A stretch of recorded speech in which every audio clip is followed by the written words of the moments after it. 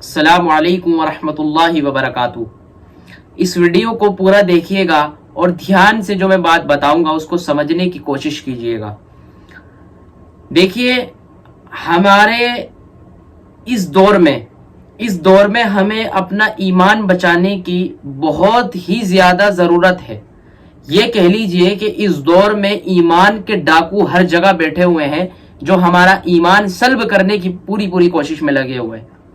हमें अपने ईमान को इस तरह मजबूत करना है कि कोई हमारे ईमान पर डाका न डाल सके।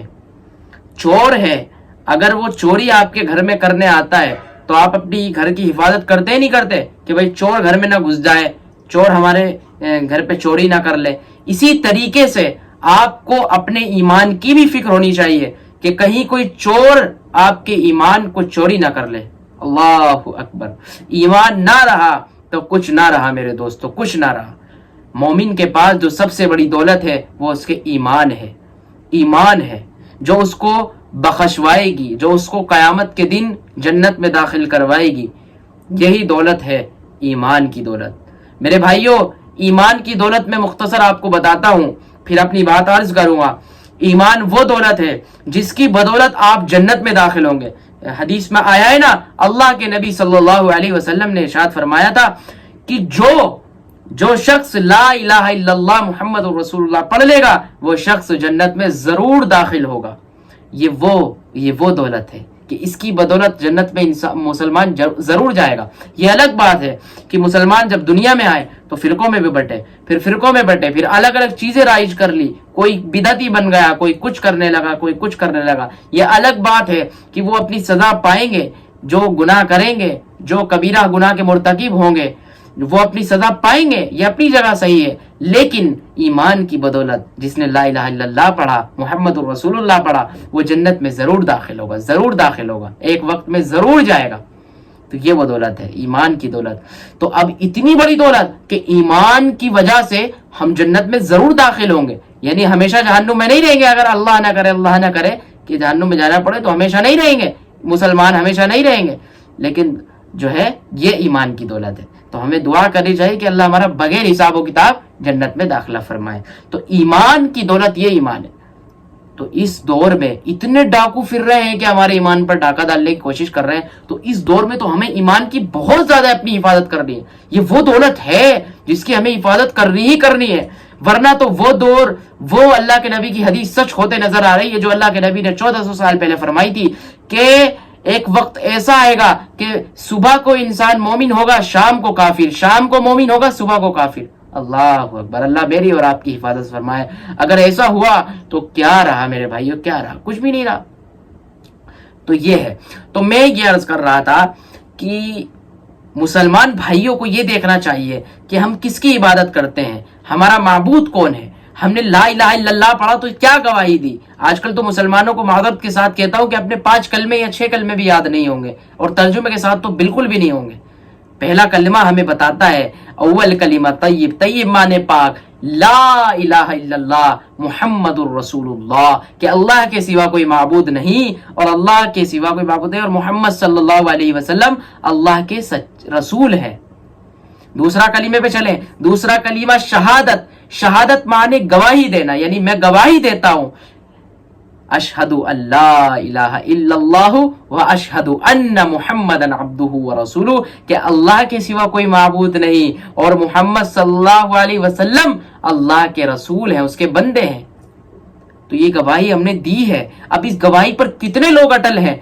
कुरान में देखिए, अल्लाह ने सूरह फातिहा नाजिल फरमाई। सूरह फातिहा में बता दिया इय्याका नअबुदु व इय्याका नस्तईन, यानी मोमिन वो हैं जो अल्लाह से मदद तलब करते हैं, यानी इय्याका नअबुदु, हम तेरी ही इबादत कर रहे हैं, व इय्याका नस्तईन, और तुझ ही से मदद तलब करते हैं। ये मोमिन है, मुसलमान ये है जो अल्लाह से मदद तलब करते हैं, अल्लाह की इबादत करते हैं। लेकिन माज़रत के साथ कहूं तो दुनिया में आजकल क्या नहीं हो रहा।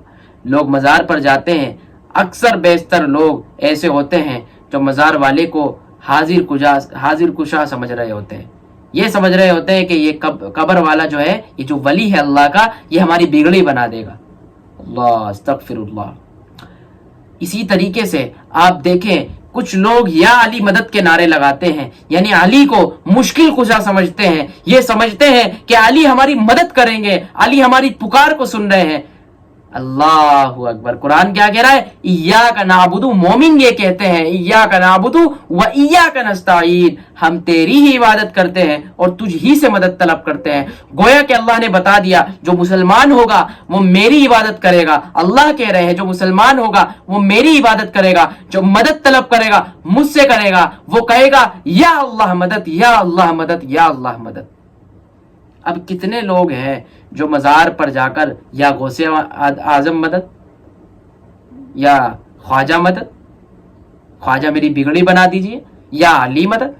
کیا یہ غلط نہیں ہے؟ قرآن کی روح سے آپ دیکھ لیں، کیا یہ غلط نہیں ہے کہ آپ ایک طرف کہہ رہے ہیں سورہ فاتحہ میں 5 وقت نماز پڑھتے ہوئے کہ میں تجھی سے اللہ مدد چاہتا ہوں اور تیری ہی عبادت کرتا ہوں؟ کیا یہ غلط نہیں ہے کہ آپ بازار پر جا کر اس غوث سے مانگ رہے ہیں؟ کیا یہ غلط نہیں ہے کہ آپ یا علی مدد کہہ رہے ہیں، علی کو مشکل کشا سمجھ رہے ہیں؟ کیا یہ غلط نہیں ہے؟ اچھا، میں آپ لوگوں سے ایک سوال کرتا ہوں، جو یا علی مدد کہتے ہیں، میں ان سے سوال کرتا ہوں، علی کس سے مدد مانگتے تھے؟ حضرت علی رضی اللہ تعالی عنہ کس سے مدد مانگتے تھے؟ وہ بھی اسی سے مدد مانگتے تھے جس سے محمد رسول اللہ جناب سرور دو عالم جناب محمد رسول اللہ صلی اللہ علیہ وسلم مدد مانگتے تھے۔ تو یہ وہ کانسیپٹ ہے جو آج کل مسلمانوں کے اندر سے ختم دکھائی دے رہا ہے۔ یعنی مسلمانوں کو دین کی تو نالج ہے نہیں، دین تو اپنا پڑھنا نہیں ہے، بس جو من مرضی میں آئے کرو، ایمان پر ڈاکہ ڈلے تو ڈلے۔ اب مزاروں پر ہر جگہ ایسے ڈھونگی مل جائیں گے آپ کو جو آپ کا ایمان سلب کرنے کے لیے بیٹھے ہیں، آپ کو سکھائیں گے کہ یا علی مدد کا ہو یا غوث اعظم مدد کا ہو، اور آپ جو ہے ان کی باتوں میں، آپ کو دین سے کوئی لینا دینا نہیں ہے۔ کیا یہ دور آپ کے ایمان بچانے کا نہیں ہے؟ میں دعوے کے ساتھ کہتا ہوں کہ اگر آپ نے اپنا ایمان نہیں بچایا تو وہ دن دور نہیں ہے جب یہ حدیث جو میں نے آپ کو سنائی ہے اس پر ہمارا وہ نہ دکھے۔ تو بہت زیادہ افسوس ہوتا ہے مجھے دیکھ کر کہ ہمارے مسلمان بھائیوں کو دین کی کوئی معلومات حاصل نہیں کرنی، دین کے بارے میں کچھ نہیں جاننا۔ جانو اپنے دین کے بارے میں، اسلام کے بارے میں کہ ہمارا اسلام کیا سکھاتا ہے۔ مدد صرف اللہ سے ہوگی، یا اللہ مدد۔ تو اسی لیے میں آپ سے ریکویسٹ کرتا ہوں اپنے بھائیوں سے کہ پلیز میری یہ درخواست سنیے، میری یہ دل کی ایک آہ سنیے کہ میں یہ کہنا چاہتا ہوں کہ مسلمان اپنے ایمان کی اس دور میں حفاظت کریں، بہت ضروری ہے اس دور میں اپنی حفاظت۔ معمولی مت سمجھو، یہ مت سمجھو کہ ہم مسلمان ہیں یا مسلمان کے گھر میں پیدا ہوئے ہیں تو ہمارا ایمان بچا ہوا ہے۔ نہیں، ہر وقت اپنے ایمان کی فکر کرو کہ کہیں کوئی ڈاکو ہمارے ایمان پر جو ہے ڈاکہ نہ ڈال لے۔ حفاظت کرنی بہت ضروری ہے، بہت ضروری ہے۔ سوشل میڈیا کی بات لے لیں، سوشل میڈیا پر طرح طرح کے اسکالرس آ رہے ہیں جو کہ میں سمجھتا ہوں زیادہ تر ڈھونگی آ رہے ہیں۔ تو ہمیں صحیح علماء سے جوڑنا ہے، صحیح علماء کو دیکھنا ہے، ان سے جڑو۔ آج کل کے جو جدید اسکالرز جو آ رہے ہیں جو ہے ان کا حلیہ بھی کہہ لیجئے کہ اسلام والا نہیں لگتا، ان کے بال اسلام والے نہیں لگتے، تو میں سمجھتا ہوں کہ ان سے بچیں، ان سے پرہیز کریں سننے سے۔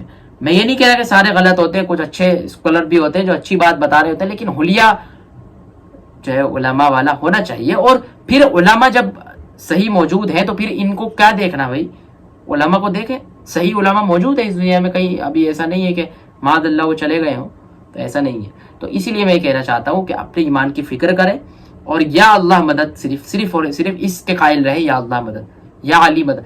آپ کی دیکھ لیں، میں آپ کو ایک سب سے بڑی بات بتاتا ہوں کہ اللہ کے نبی صلی اللہ علیہ وسلم جو ہے تمام جو ہے دنیا میں سب سے افضل ہے، ان سے افضل نہ کوئی تھا نہ کوئی آئے گا۔